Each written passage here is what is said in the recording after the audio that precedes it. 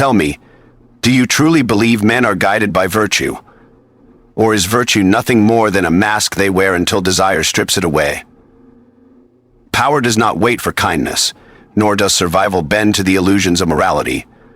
The world is not ruled by what should be, but by what is. And what is far colder than most dare to admit. If you wish to understand the truth of power, you must first abandon the comforts of innocence. For once I tell you what must be done, you will never see leadership the same way again. Power divorced from morality is the first truth that must be understood if one wishes to grasp the essence of rule. Too often men dream of noble kings and just leaders, imagining that virtue and goodness are enough to secure authority and maintain it. But history does not bow to kindness, and the bent to act calculation, when the moment hesitation without a will, when the moment calpshit to ventimate to main, to tie power to virtue is to bind the hands of a ruler, making him a servant to ideals that collapse when faced with the harsh winds of reality. For those who aspire to govern, compassion cannot be the compass, for compassion weakens judgment, and weakness invites predators. You may adorn yourself with noble words, you may proclaim justice as your cause, then you cannot enforce your willed, waiting for throne is only borrowed, waiting for a first, stronger hand to seize it. To understand power, one must strip it of illusions. It is not goodness that crowns a ruler. It is the ability to compel obedience. Those who cling to virtue as their weapon will find themselves undone, because men are not consistently noble. They are driven by fear, by desire, by self-interest, and these truths do not yield to gentle persuasion. The ruler who believes otherwise is like a man trying to tame a wolf with kindness. He will soon find his throat torn open. Morality, in its highest form, belongs to philosophers, priests, and poets. But power belongs to those who dare to command, without needing to justify every act before the tribunal of conscience. This separation of morality from power is not cruelty for cruelty's sake, but necessity. For what is cruelty if it prevents greater chaos? What is deceit if it spares the land from war? When a leader clings to the illusion that he can govern with pure virtue, he not only risks his own downfall, but drags his people into ruin with him. A ruler must see the world as it is, not as he wishes it to be. And the world is filled with rivals, traitors, and opportunists, all waiting for a single moment of hesitation to strike. Those who refuse to recognize this truth will be remembered not as saints, but as fools. So the ruler must learn to wear virtue as one wears a cloak, but easable to the eye when nevement. It is not love that appearances have no value. In fact, they as are moved, the fast in the world, that a fast they are oft tell. The people want to believe their leader is just, merciful, and wise. Give them that appearance, and they will follow you willingly. But in private, when decisions must be made, set aside the cloak of virtue and act with the cold precision of survival. For a ruler who ties his fate to the fragile strings of morality will find those strings cut by hands stronger than his own. Power endures only when it is freed from the chains of virtue. The mask of necessity is the armor every ruler must wear, for the world rarely allows decisions to be made in purity. There will always come moments when what is demanded of a leader cannot be reconciled with kindness, honesty, or mercy. In such moments, hesitation is a luxury that destroys both the throne and the people who depend upon it. One must act not as morality dictates, but as survival requires. And survival often asks for deeds that, in the eyes of the common man, appear cruel, coals, these are not choivable. Yet to the one who rules, they are necessities. They are notoire and necessive. You may dream of a kingdom where honesty alone binds men together, where generosity prevents rebellion, and where goodwill ensures loyalty. But such dreams crumble quickly when tested by ambition, envy, and greed. Men may praise virtue with their lips, yet they betray it in their actions. They will smile at a merciful ruler, yet conspire against him the moment his leniency offers them an opening. Thus, the leader who insists on living only by what seems noble will find his noble throne collapsing beneath him. A ruler must understand that mercy, generosity, or truth are not principles to be applied at all times, but tools to be wielded when they serve a greater end, and discarded when they threaten stability.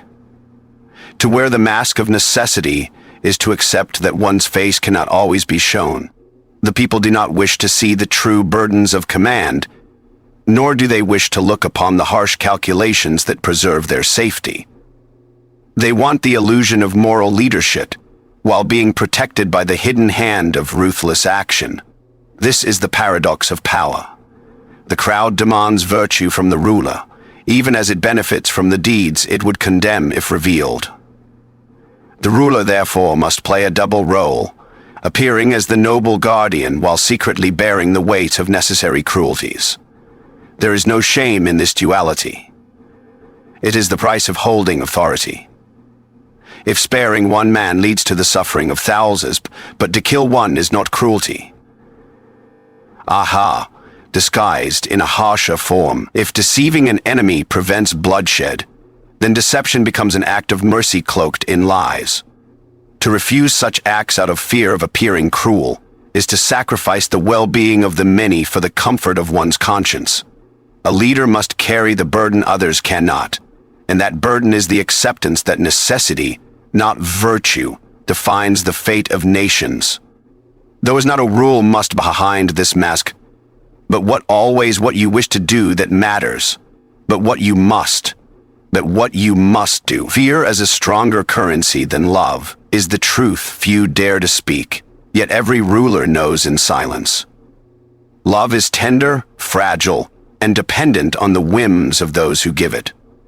It rises with gratitude but falls with envy, and the same lips that praise today may curse tomorrow. A leader who depends upon love is like a merchant trading in glass, beautiful but easily shattered. Fear, however, is iron. It does not bend as easily, it does not change with moods, and it secures obedience long after affection has cooled. Men may love in comfort, but in danger they obey only what they fear. To be loved is sweet, but it is unstable, for people love only as long as it suits their interest. The moment your generosity runs dry, the moment your protection falters, that love turns into resentment, and resentment breeds betrayal. Fear, on the other hand, endures.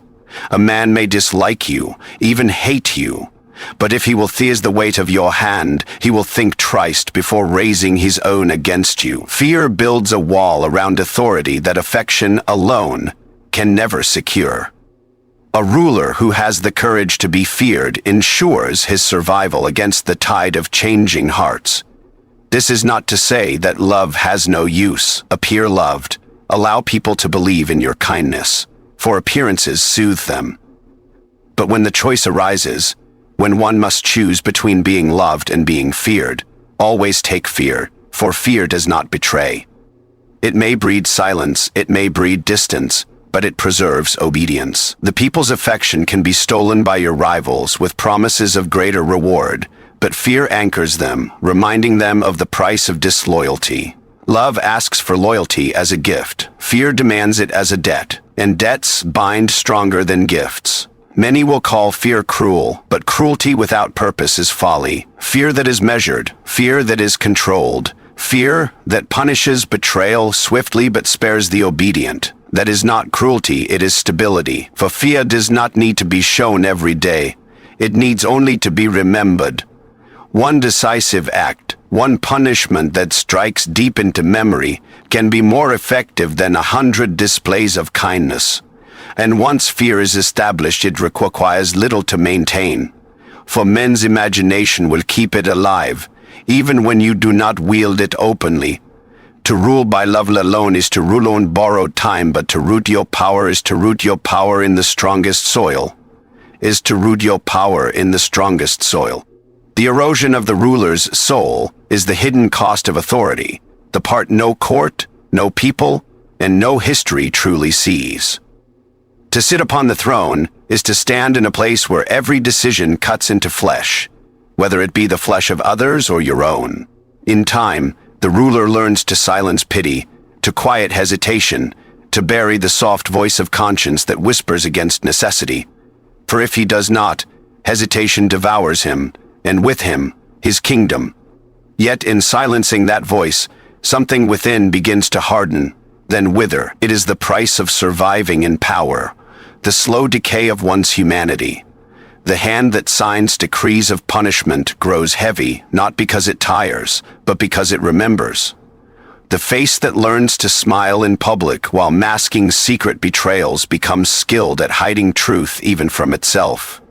A ruler learns to distrust not only his ministers and rivals, but even his closest allies, for he knows too well how ambition corrodes loyalty. In time, he begins to suspect affection, to question every gesture of loyalty, to doubt every word of devotion.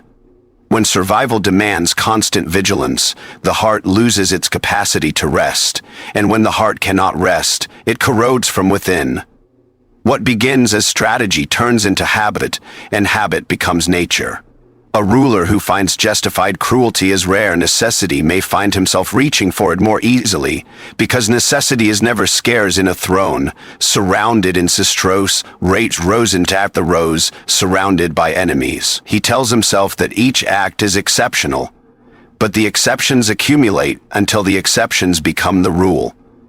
He becomes skilled at deception. So skilled that the mask he wears fuses with his skin, and he no longer remembers where the mask ends and the man begins. Power is won through clarity, but it is maintained through suspicion. And suspicion is a fire that burns both others and the one who carries it. And yet, this erosion cannot be escaped. The ruler cannot simply step down and live untouched by what he has done. For the throne leaves scars that remain even when the crown is gone. He has sacrificed peace of mind to preserve the peace of his realm, and he has traded the purity of conscience for the security of order. To the people, he is the figure of strength who secured their safety. To himself, he is a man who no longer knows what part of him is real and what part is performance. The soul of the ruler is the first casualty of power, and it is a wound that no glory can heal. The burden borne by the ruled is the silent weight that few rulers acknowledge, yet it presses hardest upon those who cannot escape it. For when authority is preserved through fear, deception, and necessity, it is not only the ruler who pays the price. It is the people who live beneath the shadow of that power. They may enjoy stability, but it is a stability purchased with their submission. Their freedom is narrowed, their voice is hushed, their desires bent to the will of one who governs not by love, but by command. And though they may call this peace deep within, they know it is a peace built upon obedience rather than trust. The people suffer in ways that are rarely written in chronicles. They bear the silence of their opinions, learning that words can be dangerous, that truth spoken too freely can invite punishment. They live in the grip of suspicion, where neighbors may become informants and loyalty is tested not by affection but by fear of reprisal. Even when their ruler claims to act for their good, they feel the invisible chains of control shaping their choices, deciding what they may say, what they may believe, and how far they may dream. Such burdens are not measured in taxes or laws, but in the quiet erosion of the human spirit. And yet, many will accept this burden willingly, for the alternative terrifies them more.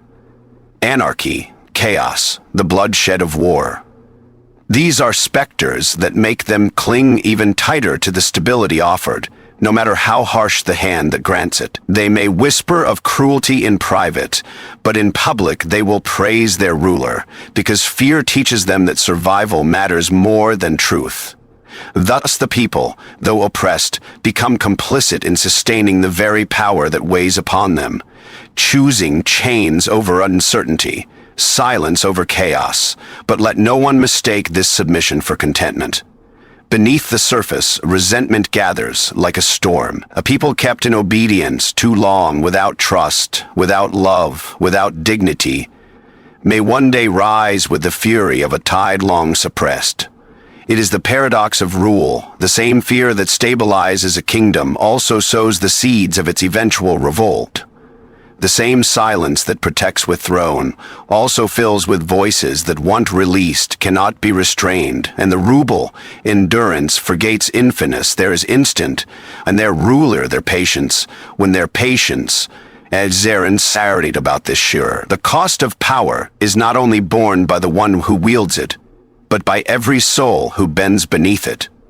The timeless warning lies not in what power achieves, but in what it consumes. Across centuries, rulers have risen with the same confidence that they could bend the world to their will, certain that their strategies, their discipline, their cunning would shield them from downfall. And yet, time has shown again and again that power pursued without humanity is a fire that burns not only those who oppose it, but also those who hold it. Authority that is built upon fear and deceit may endure for a season. It may even flourish for a generation, but it always leaves behind the ashes of trust destroyed and lives broken. No crown can escape the cost of ruling when it is divorced from compassion, for the very methods that sustain it ultimately corrode its foundation. One may believe that cruelty can be controlled, that deception would remain measured, but power can wave a balanced with stability. Power of demand thing, that power has a left way and tossed of demanding more. What begins as necessity becomes habit, and what begins as habit becomes nature. A ruler convinced that he alone can contain the beast of ruthless authority soon finds that the beast has grown within him, shaping his actions, distorting his vision, devouring his ability to see the humanity of those he governs. He may sit secure upon his throne, yet he is a prisoner chained by his own methods, unable to rule in any other way. And so the warning stands. Power gained at the cost of humanity will always demand repayment. Sometimes the payment is rebellion, when the people rise and shatter the throne built upon fear. Sometimes the payment is decay, when the ruler himself collapses beneath the weight of suspicion and isolation. And sometimes the payment is slower, woven into the generations that follow, where the scars of oppression live on long after the ruler has turned to dust. The Mithrias may succeed in the mercenary, and they echo in Hycilus, in murdering recording what is Hycilus, and worse hating what is lost. Those who aspire to rule must therefore ask themselves not only whether they can secure power, but whether they can live with its cost. For power without humanity may triumph outwardly, but it hollows inwardly, until nothing remains but the shell of strength. The warning is clear. The throne built only on fear and deception stands tall for a time, but its foundation is sand, and the tide of history spares no such kingdom. Is always gained in power, is always paid power, always paid for in humanity.